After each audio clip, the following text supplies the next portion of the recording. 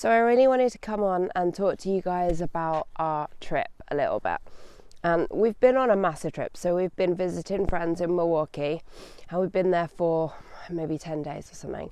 And we've come away now up north to stay in a cabin, just me and Andy and Ivy and River. And it is the most spectacular place. What you can see here behind me, all of this is a lake. I think it's maybe -8 degrees in British temperature today. So I took a shower and went out to the car and my hair froze. That was funny.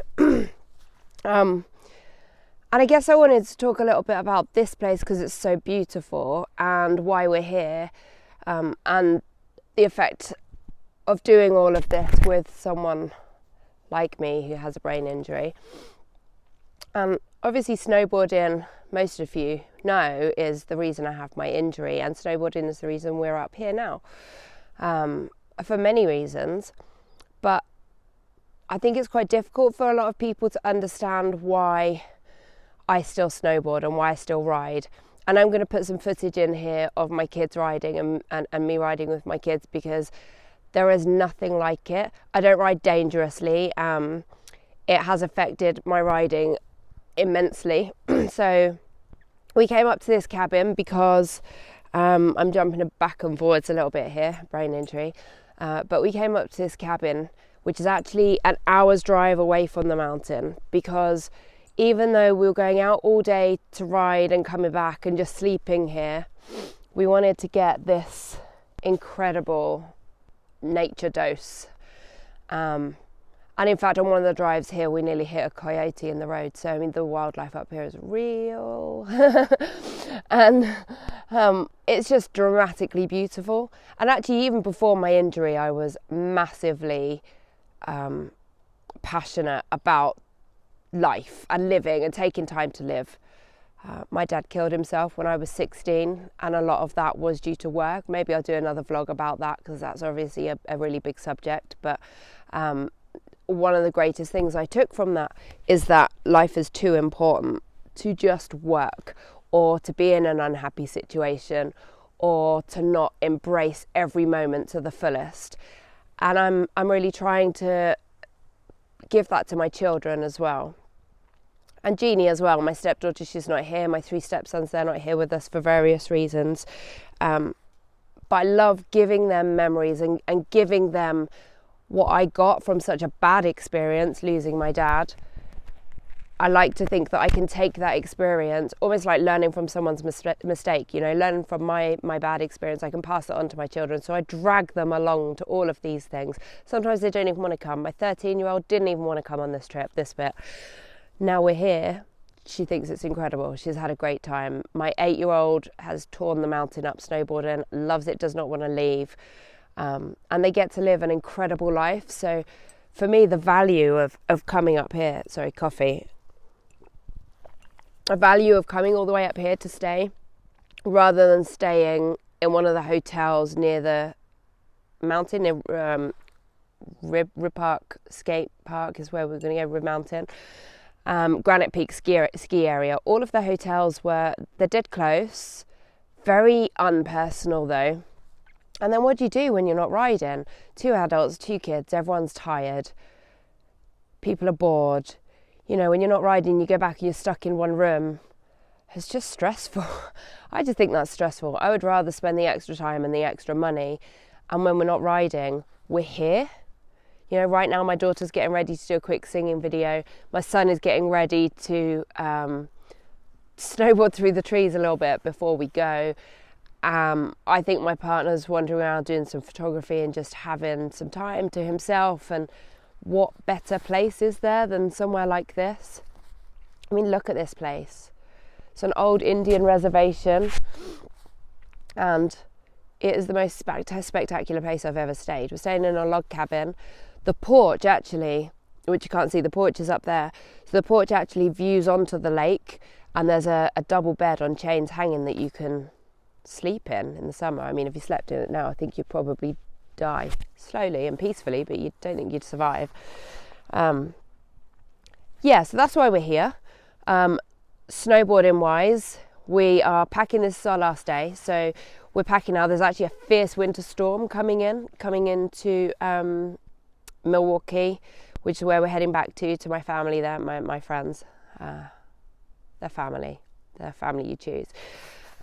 So we're trying to avoid that, but what we're going to do is drive from here back to the mountain, do an hour or two snowboarding, see how the storm's going, and then see how long we can stay there before we feel like we need to push on and do the last 3 hours back to Milwaukee before the blizzards hit. But snowboarding for me is a power thing as well. You know, I think they say if you fall off a horse, get back on it. I think for me, snowboarding was very much the same thing, but it's so much more than that as well. Anybody who snowboards, anybody who rides or skis or loves nature and loves outdoor sports will completely understand the feeling you get. You can't interchange that with anything else. Just being part of the outside and pushing yourself and yes, the speed, and yes, tearing down the mountain. These things are all just things that you cannot change for something else. You can't say, okay, I can't do that anymore, so I'm going to get really into reading books, or I'm going to get really into, I don't know, crafting, or, I mean, I'm into all of those things, but there's something about sports and the outdoors that you can't replace. So yes, I ride differently now. The first day we rode was really, really hard. I get very high anxiety if there's ice, because I had my injury by hitting a patch of ice, doing a 180 upside down, as many of you know, landing on my head. The impact broke my spine in 2 places. So the second there's ice, however much I talk myself through it, I panic. And my body language is then different. I tense, even if I'm not doing it consciously, and any tension in snowboarding is a recipe for disaster. So my first few runs are always awful, even if there's not ice. And there was ice the first day. It was really icy. So on the first day, actually, I pushed myself too far. Had a brand new board. I'm now riding the GNU Velvet, which is amazing. But on day one, it was not my friend. It sounds like a strange thing to say, but again, if you ride, if you snowboard, you understand. Me and that board were not friends. I did not like it at all. I'm also riding with new bindings. So my bindings are super high tech that I've got now, and I have been riding on like 10-year-old bindings that were falling apart, stuck together with glue. And I was riding a really flexible Nidecker for a while before that. I was riding on a Luna, and this board is something else altogether.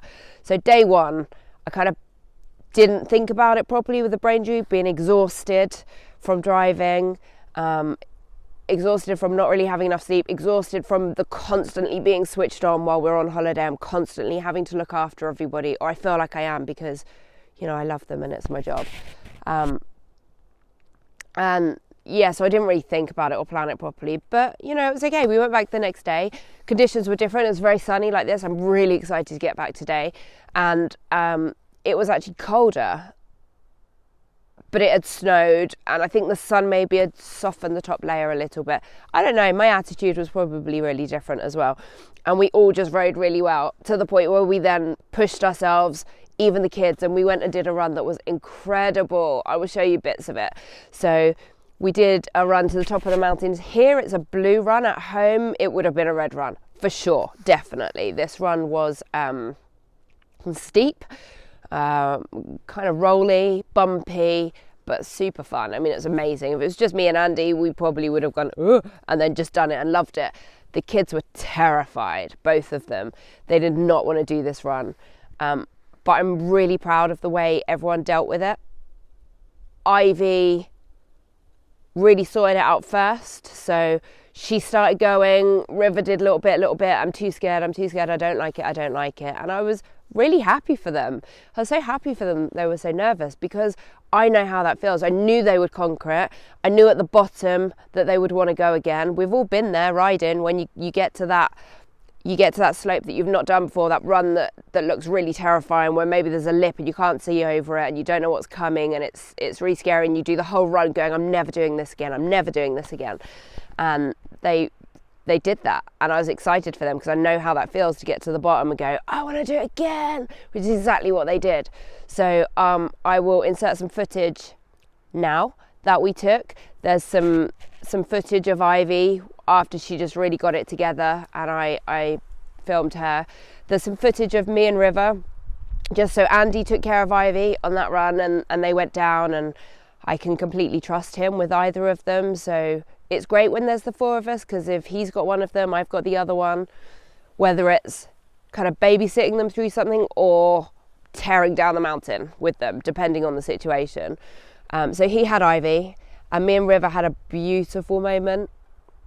Sat on the mountain. I'll put a picture of us sat with our boards as well, because it's a classic snowboarding moment where you sit at the top of a mountain and you just take in the view and you just think, wow, I'm so blessed, I'm so lucky to be here. And it's moments like that are the reasons I still snowboard, even with my head injury. And we sat there and we had a chat, we had a chat about, look at the view, how lucky are we to be here? How blessed are we that we are able to do this? And he said to me, it's really beautiful, I'm really happy to be here, I'm never doing this again.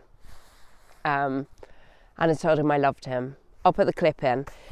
And then we rode, and then after that he rode like an absolute champion. He just he decided that he was gonna, his words were, I'm gonna turn the fear into fire. God, I'm so proud of that kid. So yeah, he was pretty scared for the top third of the mountain, and then he tore it up. And then we had a part of the mountain where this kid is 8 years old. He's 22 kilos, like 50 pounds. And there was a good half of this run that I rode at almost full speed with him, riding at full speed, both tearing down the mountain, go ride or die, yeah. And that was honestly one of the best moments of my life. It's maybe a bit emotional, which is why I wanted to come and do this video and talk about it, because it's moments like that that you're not promised in life. You have to make them. You have to go out and get them and create them and do whatever it takes to have them, because I will never forget that moment in my whole life. And I like to think he won't either. That was a special moment between us, special moment for me as a mother, special moment for me as a snowboarder. Man, that dude is just one of my best friends. Oh, so good. And then the second time we did the run, because obviously we got to the bottom and they both went, I want to do it again. So we did, we went back up. And the second time I knew River had the confidence. He rode with Andy and I rode with Ivy, and we just tore down the mountain together. And again, what a beautiful moment. How incredible to have those moments with my children. We're up here in North America. It is stunning, it's beautiful. I'm going home to my family, my friend's family this afternoon. I'm getting to spend some time this evening with one of my closest friends. And then we get to spend a few more days with my family here. Well, not here, down in Milwaukee. And then a day in Chicago and we'll go home. But this trip has been super special for those moments. And hopefully at some point today, I'll get a run in, just me and Andy, just before we go, just a closing run. We'll leave the kids down the bottom in the cafe and we'll just head on. But if we don't get that, it doesn't matter. Me and Andy are going to Canada in a couple of weeks, just the two of us. So that's our time. And we'll have moments like that probably every day. This is for the kids, this trip. And just look at this place.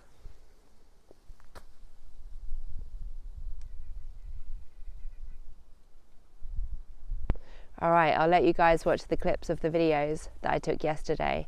And just, I guess my message from this is make your moments. Whatever those moments are, make your moments. You don't know when you're going to have a brain injury. You don't know when you're going to die. And that can sound depressing, but it's just the truth. Seize life. You got to take every moment and make it magical. And everyone can do that. Everyone can take their life and choose to make magical moments. Yeah, you have to work for it, but God, is it worth it? All right, River, so how are you feeling about this run? Worried. You're what, worried? Okay, so this is how far River's come. And then we're gonna go down here. Down there? No, the views are amazing and River's smashing it.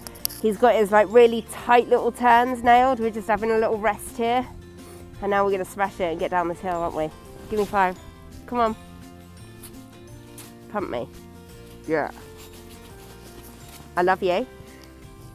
I love you. Love you too. Let's do this together, okay? Ride or die.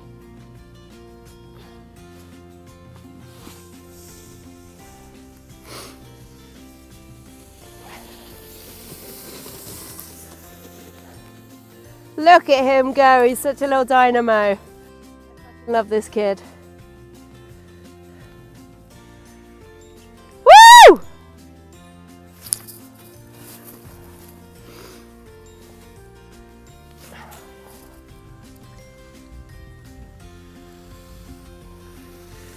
Yes, Ivy Beckett! Yeah! No, hands in the air. Are you proud?